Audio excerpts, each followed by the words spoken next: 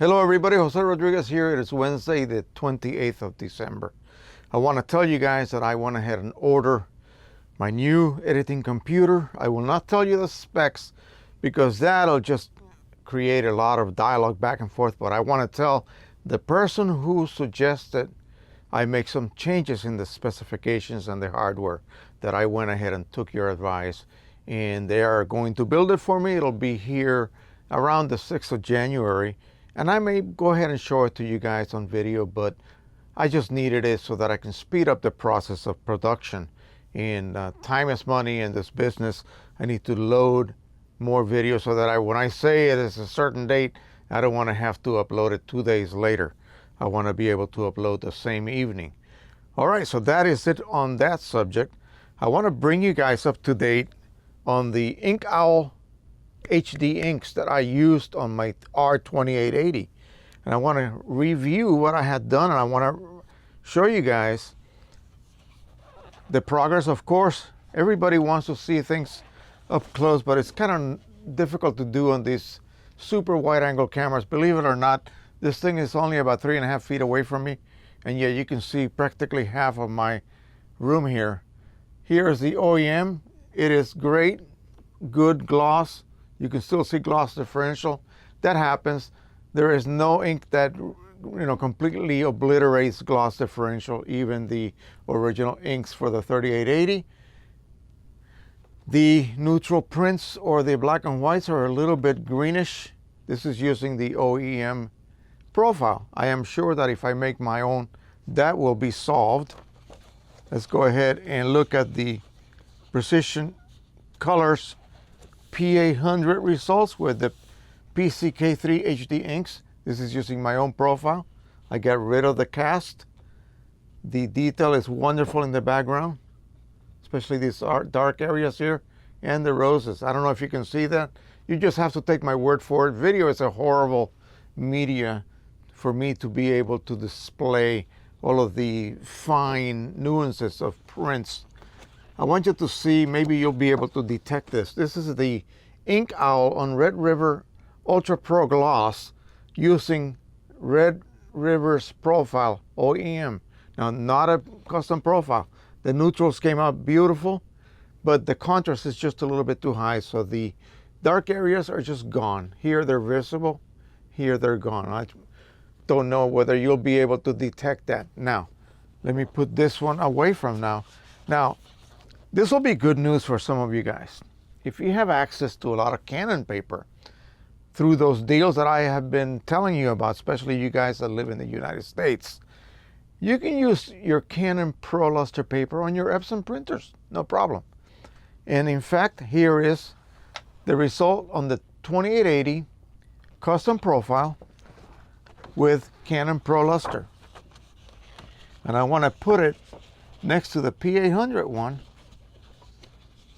And as you can see, I have even more detail in my shadows. Let me see if I can show you that clearly. Probably not. But anyway, take my word for it. Now let's go back to the one that I did. I put it away. This is the one that I did on the same printer with that glossy paper.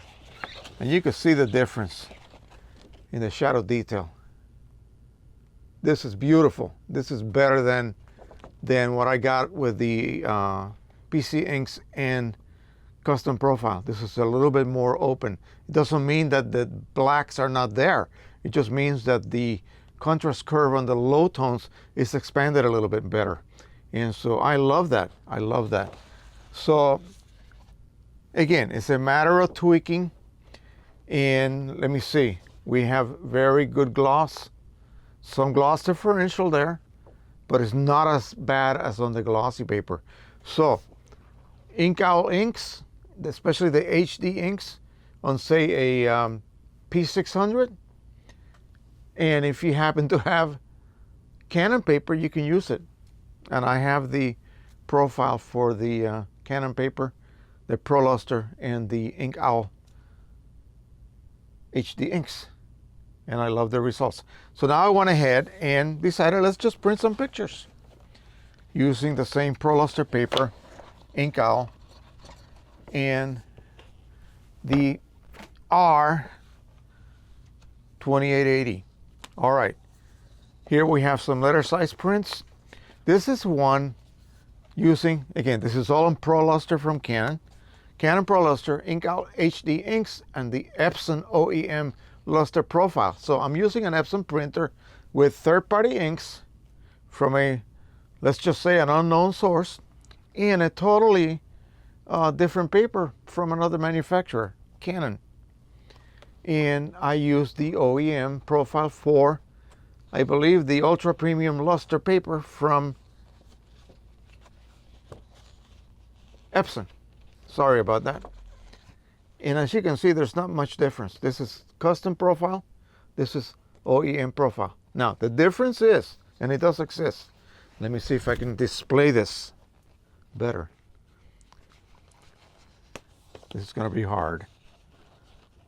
This is OEM profile for Epson. This is my profile. Look around here. I hope you can see this. Look right here how much more the tonalities are separated. By the way, this is a painterly rendition of an image, okay? I use a program that transforms images into facsimiles of paintings.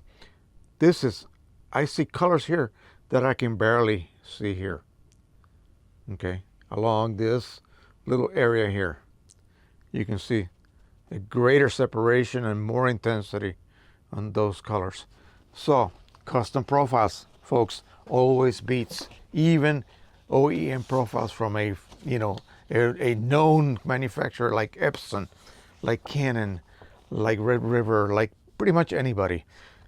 The reason being, and this is all theoretical, of course, you're using your own particular printer, you're using your own particular batch that you got from that manufacturer, and your own particular batch of paper you got from that manufacturer.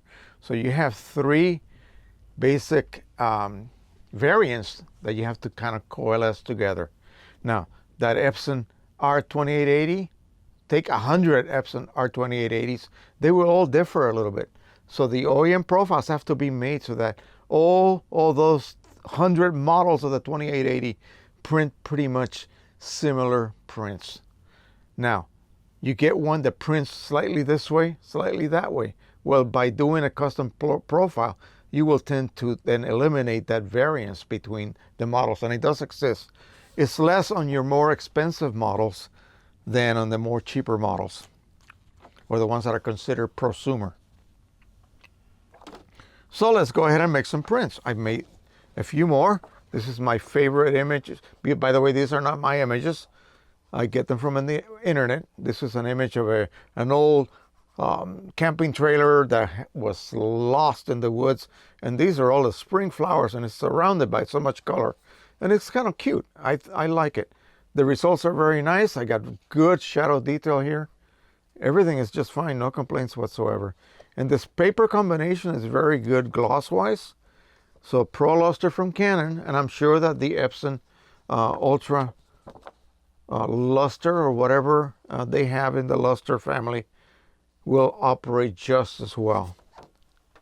Here's one wedding that I did, and I've showed you this example when I was doing the P800 initial tests with OEM ink. The blues are perfect. They match the original. I remember it. It's all here. Skin tones are perfect. This was amazing because this stonework has so much detail, and luckily I was able to capture that when I shot the photograph. So this has very little post-editing done to it. Here's in black and white. This is Fort Mifflin, just north of Philadelphia International Airport. This is supposedly the fort that saved the nation because the British were attacking. They literally burnt down the city. And this fort, well, no, not the city, but they burnt out bombarded the fort to the point where it was almost obliterated. And that delayed the advance of the British into Washington. So they call it the fort that saved the United States or the nation. And it's been rebuilt, and it's a privately owned fort. It's not a federally owned fort, and you can visit it. And again, very neutral. This is what I wanted to point across. Very neutral, good blacks, good contrast throughout. So you want linear neutrality in your ink. The performance of that ink has to be linear from the darkest shadows to the brightest highlights with no change in tonality when you're doing monochrome. Here is a shot that my niece did herself with her iPhone. And I showed you an earlier one, which is kind of like standing on a little hill and the sun is shining from behind her and all of these halos and everything. She actually did that by herself. So she's becoming quite a photographer. And I have two older Nikon SLRs that I think I might give her one of them just to give her a little impetus, and she can then start playing around with a real camera, so to speak. But this is amazing. The detail is wonderful. And this was what? Original file was about, I don't know, 1300 max on the maximum dimension pixels. So it's ridiculously low pixel image. I got it out of Facebook. So, you know, when you do that, you get the worst quality, but I want you to see that that's actually not bad. Look at the hair. So that's pretty good, and that's very neutral. This is part of the, in Maryland, we have an old seminary that was around in 1905. It's a Forest Glen Girls Seminary. And it's been basically left to ruin until a local contractor bought it and developed it and took it from being practically condemned to making some of the most choicest condominiums and single family homes you could ever come across. And they're very expensive. But I wanted to show you this because this blue is ridiculous. This blue is so difficult to capture in print and reproduced by most inks. And so I'm very happy that this inkset was able to reproduce that. This inkset is extremely similar to Precision Colors, and I don't want to, you know, put the two head to head against each other. But again, I am a big fan of Precision Colors, and now I'm a big fan of Inkowl. So there you go. The results are very, very nice. It's a print that anyone would be proud of to give to anyone or present to anyone. Let's go ahead and look at a few more. This is the interior of the seminary's old ballroom. And these are the balconies. This has been now completely redone. There are condominiums that follow the semicircular ballroom. And this was in its heyday. The girls would have dances, and the boys from Georgetown Prep across the town would come over. All of the chaperones would sit up here and watch that no hanky-panky would be going on down at the dance floor. And so there you go. It's an absolutely stunning, beautiful interior. And anywhere you aim the camera, you're bound to get a good shot. And again, the contrast range is great. Nothing to complain about here. This is a couple of what appear to be HDR renditions. I did not shoot these. I got these off of a DP review forum from a couple of individuals, and you can see how gorgeous that came out. And I have done this before, testing other inks and other papers and other printers, and this has done a marvelous job. By the way, the R2880, it is one of Epsons' best known secrets. It is a jewel of a printer.